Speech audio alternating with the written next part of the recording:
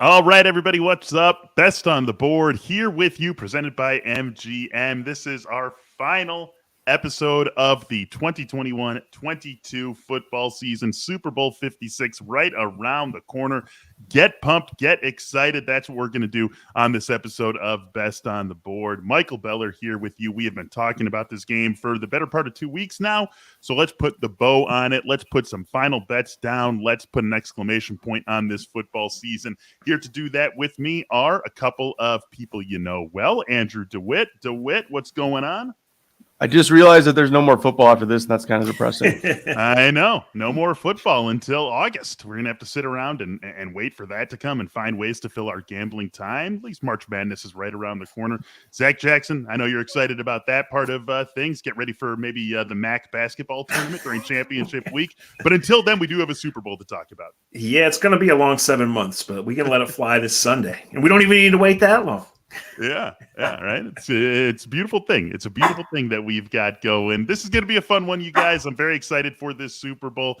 We all know what the deal is here. Super Bowl 56, Rams, Bengals. Now, the line we have on BetMGM right now is Rams minus 4.5. The total 48.5. If you do look around, you're going to find some Rams minus 4s. You're even going to find, as of those of us talking about this right now, a Rams minus 3.5 sitting out there. But we're going to use this right here, Rams minus 4.5.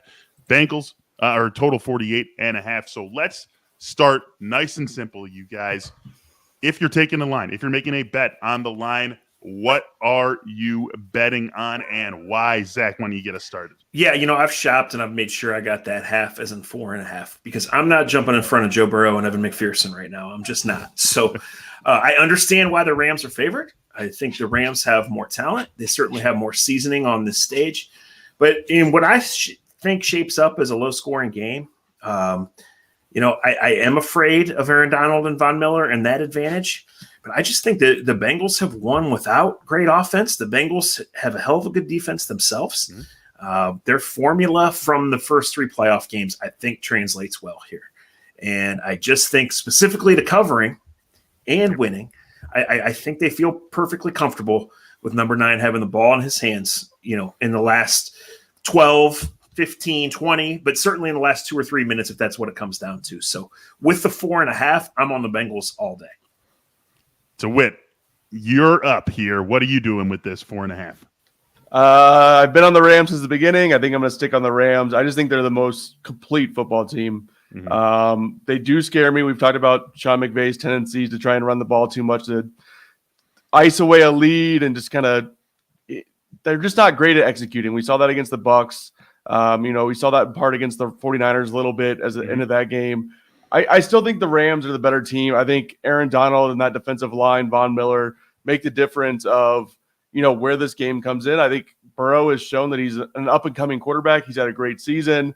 I mean, especially coming off that ACL tear, and I think he had more damage than that to his knee. So it's been an impressive year. I just think similar to it's been a Cinderella run for the Bengals, starting off, upsetting the Chiefs, getting by the Titans, who I think were the weakest number 1 seed we've seen in a long time. I just think it's their run ends here because I think the Rams are just the better team and they're just going to get overwhelmed. That being said, I was looking around. I saw 8-1, 9-1 on betting the Rams to lead at halftime but lose the second half. So, I mean, maybe that's a little tempting for me just given how we've been talking about that game script for the Rams. Like they get out early and then they kind of blow it in the second half a little bit. So maybe that'll be maybe I'll bet on that a little bit and see what happens on Sunday. Yeah, right. A little double result. Rams win the first half, Bengals win the second half. That's definitely one of the options that is attractive to me as well. This is the Super Bowl. This is the last time we can bet on an actual NFL game until September of 2022. I'm going to bet on the line. It's probably like my 12th favorite bet in this game, though. There are so many other plays that I like better than this. I think this is, it's the Super Bowl. There's 2 weeks after the game is set, let alone every single game and every single data point that we have on both of these teams coming into it. We shouldn't be surprised that it's a pretty sharp line. I mean, it should be about as sharp of a line as we see all year long, regardless of sport. So, yeah, it's a sharp line. I think this is totally a fair line. I think, you guys come down on opposite sides of it, and you both make good points. I lean toward the Rams, and what it comes down to for me is a little bit more belief in them being consistent with what they do offensively, and the overwhelming advantage that they're going to have with their defensive line against the Cincinnati's protections. I think you put those two things together, and I want to put my money more on the Rams covering 4.5 than on the Bengals being able to stay within that number.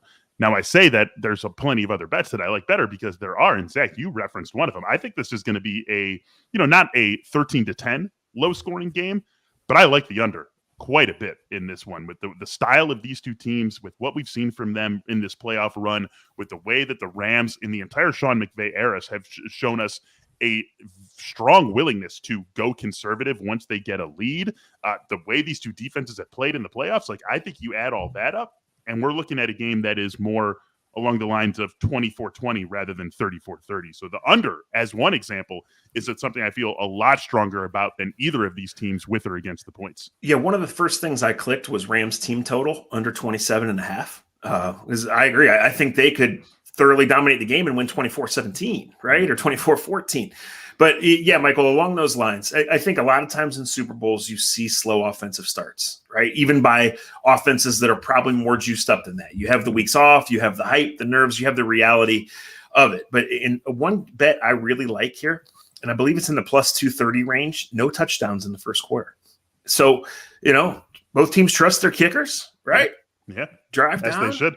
It could be 6-3. That's probably something you're betting on to be 0-0 or 3-0, right? But no touchdown in the first quarter, tied the first quarter under, first half under. I like those bets. But for plus 230, I'm definitely giving that one a whirl. Yeah, it's something I like a lot. DeWitt and I actually, along with a couple other of our colleagues, did a prop bet draft earlier this week on this show. And one of the picks I threw out was longest field goal over 47.5 yards, with the way that these two teams trust their kickers. And they're two good kickers, especially on Cincinnati's side. We know what Evan McPherson has been doing really all season. Obviously, the spotlight has been on him in the playoffs with good reason, both the stage and the kicks that he's come through with. But he has been a very consistent guy for them going back to the very beginning of the season. So that's something that I look at also that plays into the under. It plays into some of those first quarter and first half bets that you're talking about as well, Zach. DeWitt, any feel for the total on your end? Leaning towards the under as well. I think I just don't see a shootout developing in this game, which sometimes just means if all three of us are leaning that way, it'll probably go the other way, but just kind of how it works. But it's like, I just don't see that. And the Rams, both teams want to establish the run a little bit here. They don't want to try and get into a game where they have to outscore the other team. They want to control the ball, take advantage of their possessions, and put up the points when they get a chance. So I do like the unders. I think in general, the public is like hammering the overs on a lot of these player props, like receiving yards, throwing yards. And I just see a lot of these player props, like, be warned, like, and this is something that Austin Mock wrote about in our his player props, using his motto, like breaking down each individual player. He said, if you want to bet a bunch of these individual props, you might want to hedge back against the under just a little bit, because if this game is just turns into a sludge fest, just similar to how that Patriots-Rams first Super Bowl was, you're going to get hammered. You can get hammered, absolutely hammered on, losing a bunch of these props if you're betting the over on everything. So just be cognizant that you're not betting over on every single prop, because it can turn into a big problem for you. Do you have my list of plays from last year when I had all the Mahomes and Tyreeks? Is that what you're talking about?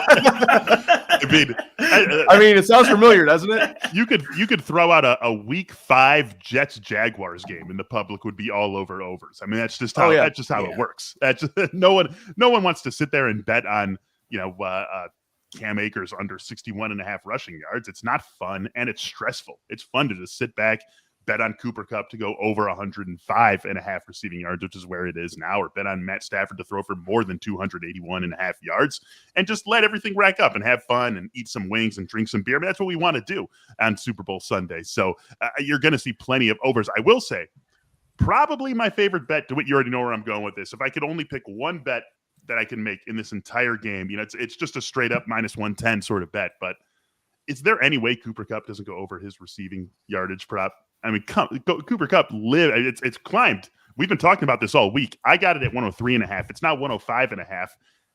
This is a number that Cooper Kupp just, I mean, he like never hyperbolic, whatever. He lives above this number. And I just can't imagine with everything that the Rams have done all season long and how much of the heartbeat of the offense he has been, that suddenly in this game, when we know that there are elements of Cincinnati's pass coverage that is exploitable, that he's not going to give you 8 for 120. That just feels like, I mean, I know it's like, it feels squarish to say, but you know where their bread is buttered. They're going to go to him a lot. He's going to get 12, 14 targets in this game. And I just can't see how Cincinnati slows him down from getting to the number that we expect him to be at. That's my favorite play of this entire game. I would say that NFL teams that really want to shut down one player, they potentially can do it. And that would be my only concern, is if Cincinnati comes out with some exotic coverage where basically they say Cooper Kupp is not getting the ball all game and you're going to have to beat us a different way.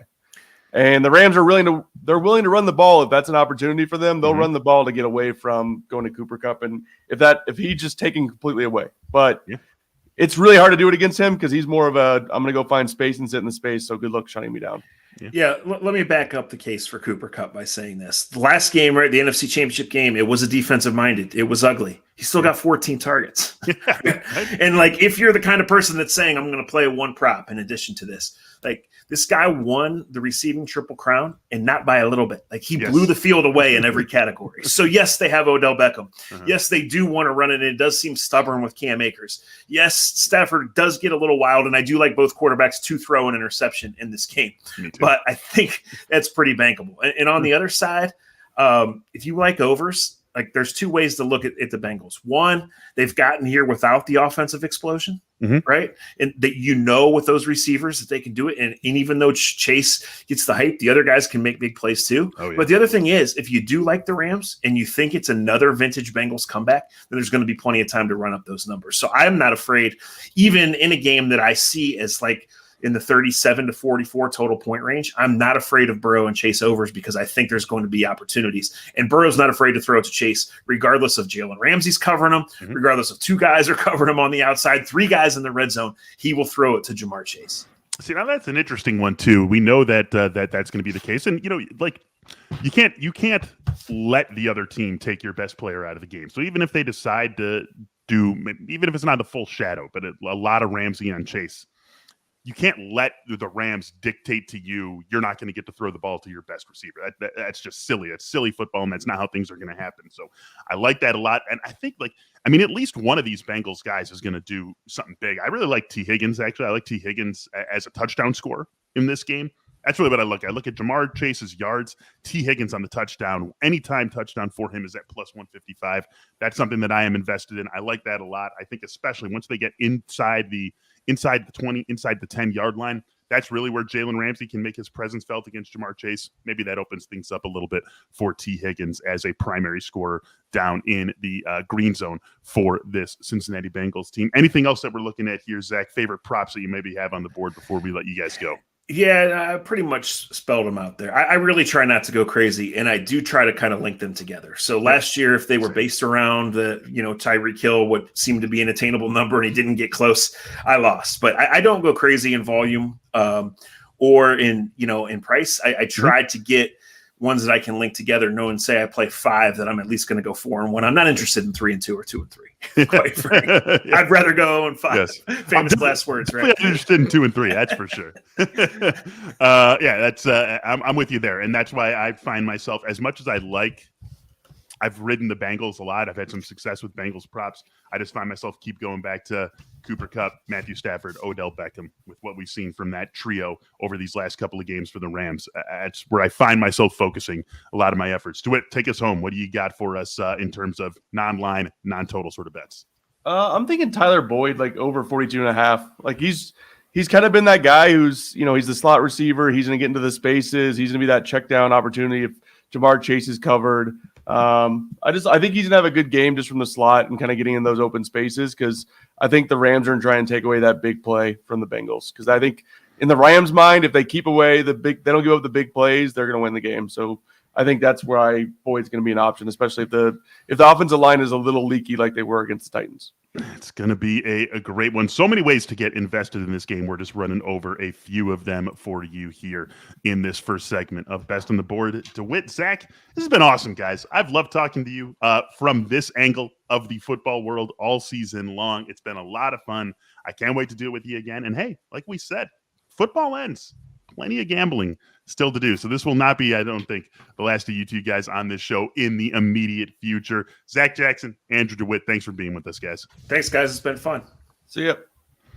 All right. We are going to take a quick focus over to the prop area in just a second. First, though, a mention from our friends at BetMGM. Right now, Super Bowl time. It is here. It is hot. It is heavy, just like John Jermaine, Seinfeld fan. So what do you want to do? Go over to BetMGM, bet 10, win 150 plus.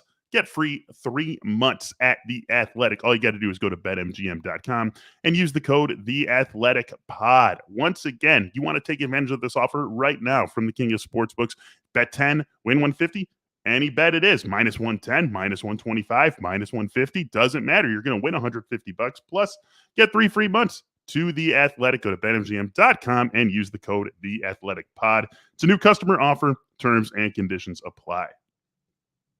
Okay, KC Joyner here with me one final time in this 2021-22 NFL season. KC, what is happening, man? We are so close to Super Bowl 56. We're so fired up. My son, I've got to at least mention this. He's a big Joe Burrow fan, and his Joe Burrow shirt arrived like an hour ago. He is so fired up. That is beautiful. Love that. It's gonna be a good one. I'm expecting this to be a good game, a fun game.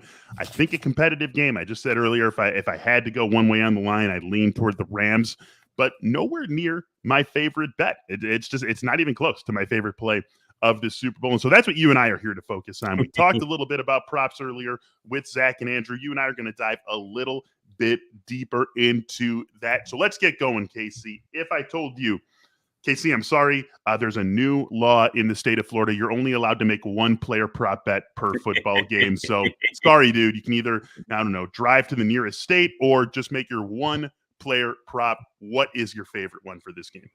I probably would say for a favorite player, probably be Sony Michel for an anytime touchdown plus 200. Yes. Cam Akers. He looked good when he came back. He looked good initially when he came back. It was okay. But he did not look good last week. He's a limited practices, so I'm going, okay, well, they don't want to get him any more banged up that he can. Mm-hmm. Sean McVay says about Darrell Henderson that it's looking optimistic. And okay. What else is he going to say? Right? Yeah, exactly. I mean, all right. So I don't like Henderson getting it. I don't like Akers getting it. So if you're short yardage, if you're getting near the goal line, who are you going to give it to? You're going to give it to Sony Michel. I just think he's going to be their goal line back because he's the guy who's most apt to be able to take with the wear and tear. And I love the idea of getting plus 200 on that for, okay, there's somebody who scored 5 touchdowns this year and was their goal line back earlier in the year, obviously. So he's good for that role. So if I had to only pick one, that's the one I'm probably going with. All right, so you're looking at Sony Michel, at least as an anytime touchdown scorer. And typically when we talk about, Sony Michel does what he does, but not an explosive player. So when you're talking about guys like that having big roles to play, it's, I would say generally maybe 3 out of 5 times you're also going in the direction of that team. Do you find yourself veering in the direction of Rams to cover, Rams to win, or are you looking at the other side of this thing? I'm looking at the other side of this thing. There's a lot of ways this game could go. I think it's going to, I don't think the Rams want this game to be a shootout, even though if you look at shootouts or near shootouts, and a shootout is where each team scores 24 or more, a near shootout is where one team scores 24 or more, and the other team scores 20 or more. So the Rams are 6-3 in those sorts of games. The Bengals are 5-4.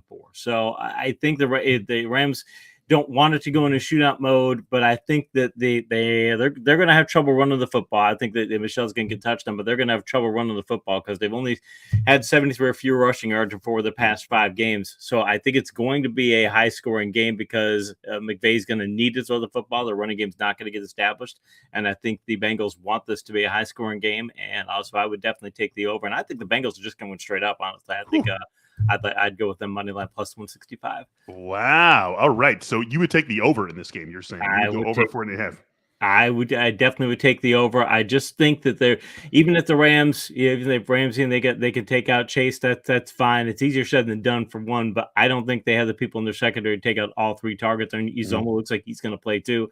And I think, like I said, if the Rams see the game goes into that mode, they'll go ahead and get into that mode. Plus, I think Sean McVay also remembers his last Super Bowl and says, "Oh, the Patriots shut me down last time. Yeah. I'm not going to let that happen. I'm smarter than that." And I think he's going to be fired up to say, "I'm going to use Stafford to go in my Super Bowl." So I think that's how he's going to approach it. All right, so you're going opposite of the 3 of us talking earlier. We were all feeling under, me to the extent that it's one of my favorite plays of the game. So a little bit of a difference of opinion there. Let's take a look at the Bengals for a second here, and let's go through their player props. So obviously, the key players that we take a look at starts right up top with Joe Burrow. He's sitting at 276.5 for his yardage prop. You take a look down at Joe Mixon, 61.5 on the rushing yards for Joe Mixon. Let's go over to receiving yards, where you find Jamar Chase at 79.5, T. Higgins at 69.5, Tyler Boyd at 42.5. Any of those jump off the page at you?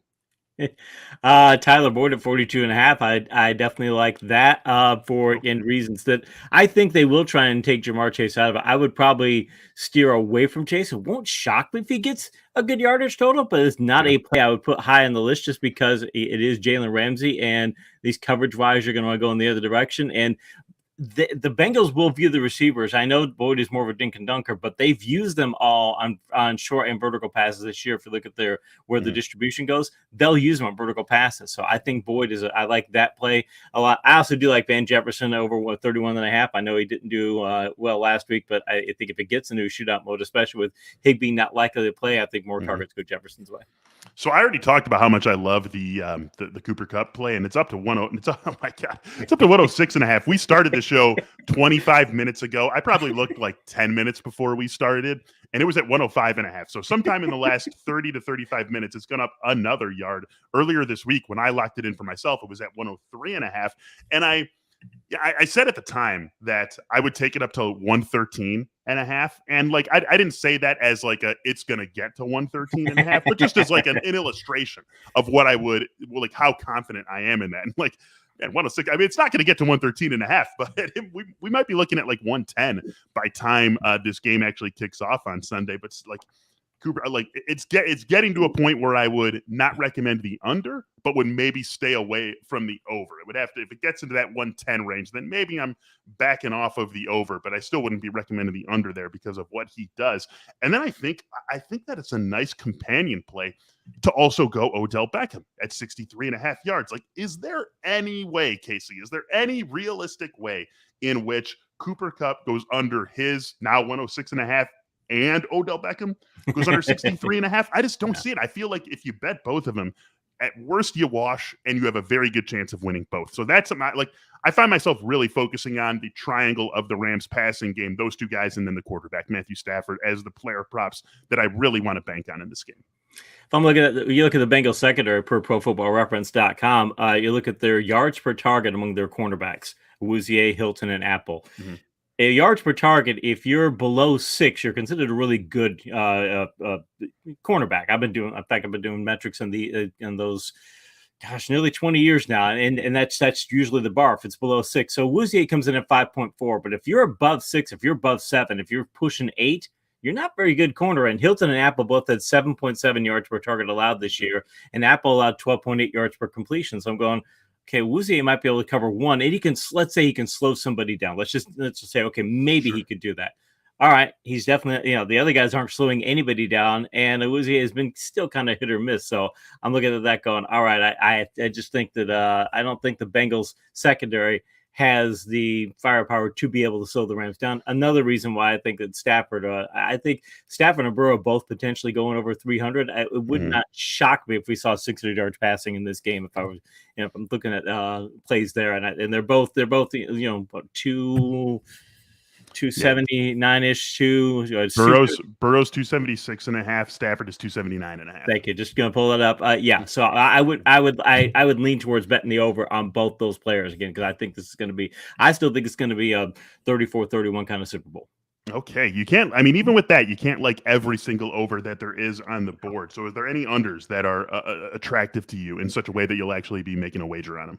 I would bet I would lean towards betting Chase in the under. It's scary because all he takes is one big play out of him, but I would lean towards that if I had to go there. And T Higgins at 69.5 because he's only. I mean, Chase at 79.5 and T Higgins at 69.5.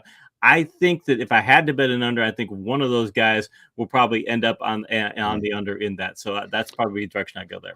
Man, that's like if I'm going to bet it, like prop should be set at like the perfect 50-50 number where it really does make you think, 50% of the time we play this out 100 times and 50% it goes over, 50% it goes under. That's the point of these props, or it's at least the spirit of what any sort of player prop is going to be set at. I feel like I want plus odds on Jamar Chase to go under like any number, right? Just because of how hard it is and because of how popular the over is going to be here. I mean, we were joking about it, in the first half of the show. Like, you could take any game in the NFL. You could take the two worst teams and throw them on some nondescript 1 p.m. Eastern kickoff in the middle of the season, and the public's going to be all over the overs in that game. That's just how the public bets. And now we're talking about the Super Bowl and the superstars in the Super Bowl. Like, man, I would want to be getting plus money on Jamar Chase. I did talk about my T. Higgins anytime touchdown love. That's something that I think is really good. It's probably my favorite anytime touchdown play of the game. Obviously, when I say that, I don't mean that he has the best chance of scoring a touchdown. I'm not paying minus 165 for Cooper Kupp. I'm not doing that. I think he's going to score a touchdown. I could see grouping that in as part of a small, realistic parlay, not a 10-leg. Here's my best same game parlay. Not doing that. Not getting hyperbolic. Not pretending like we're all going to get rich off this. I would throw it into a realistic parlay that I could maybe do together, but I'm not going to do that as just a straight up bet. I'm not paying minus 165 for a receiver to score a touchdown. I'm not paying minus 140 for Joe Mixon, even though I think he obviously has a better chance than scoring than T. Higgins. You look at T. Higgins plus 155.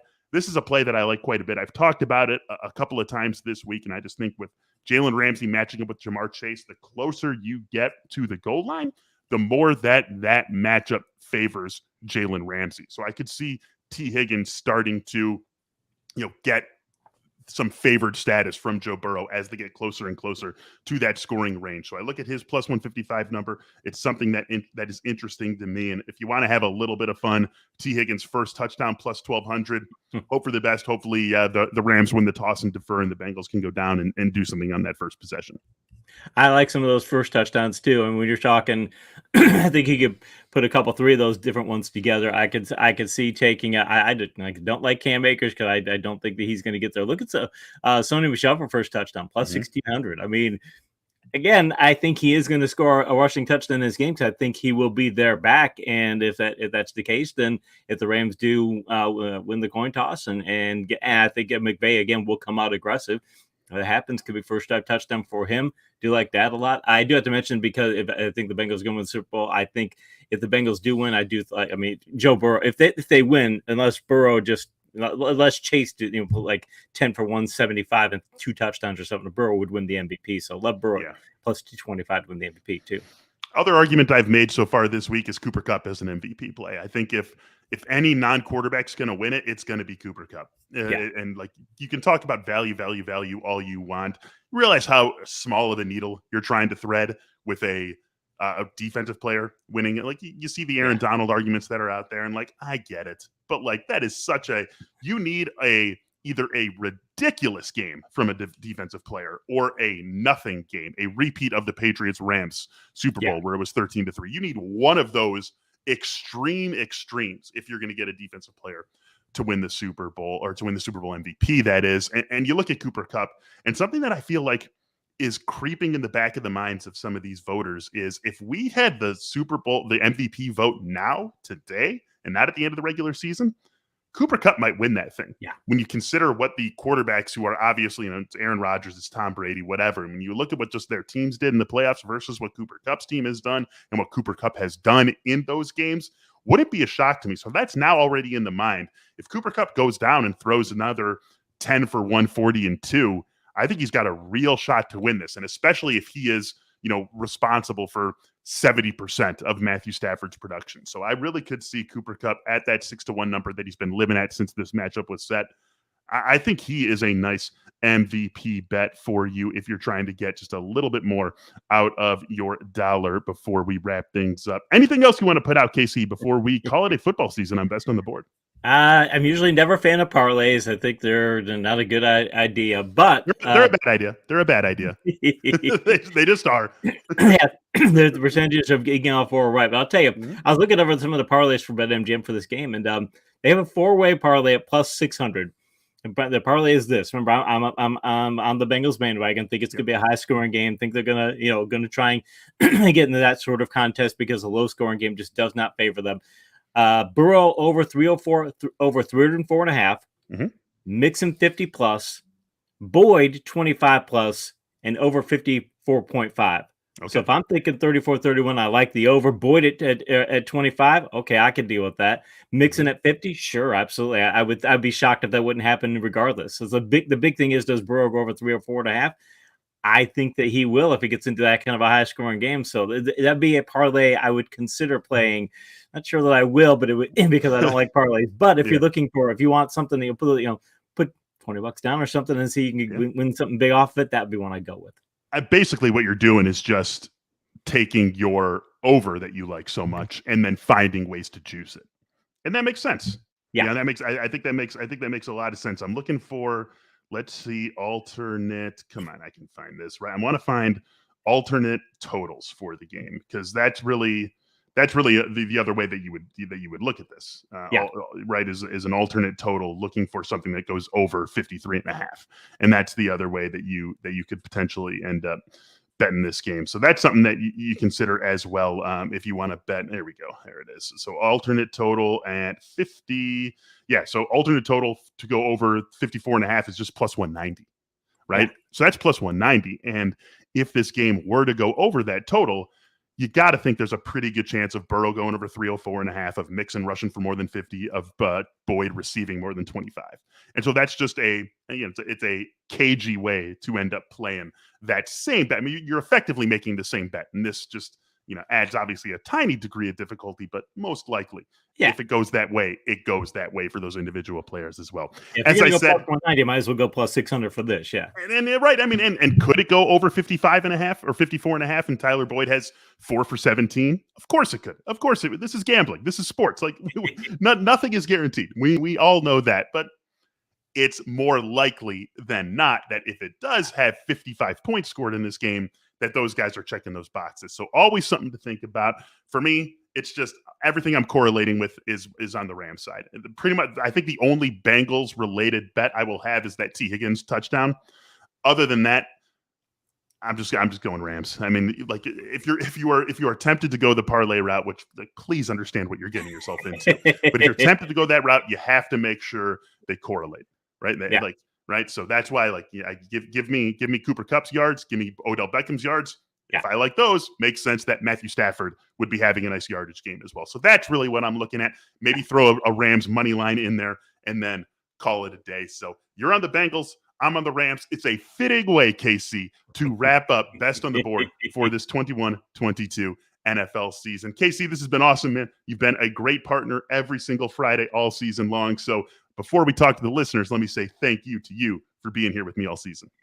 Really, really, really enjoyed it. The season got better as we went along too. Picks got a lot hotter as the season went along. So I very, very much enjoyed it. And like I said, this should be I couldn't think of a better way to end the season game wise. This is a fantastic matchup. It is absolutely a fantastic matchup. I am excited as well. Thank you for everything you've done for this show. And listeners, obviously, we couldn't do this without you. Best on the Board's not going away. We're just going to have a whole lot of NBA talk, a whole lot of college basketball talk. Of course, March Madness just about a month away. So we are going to be getting deeper and deeper and deeper into that. But it is the end of the football season, which is where we have spent the bulk of our time since launching this show back in August. So thank you to all of you who have been with us through this first maiden voyage in the NFL and college football for the Athletics Best on the Board. We couldn't do without you. So a big thanks to you guys. For KC, for Zach, for Andrew DeWitt, I am Michael Beller. One more time for the football season, we say good luck, happy betting, enjoy the Super Bowl.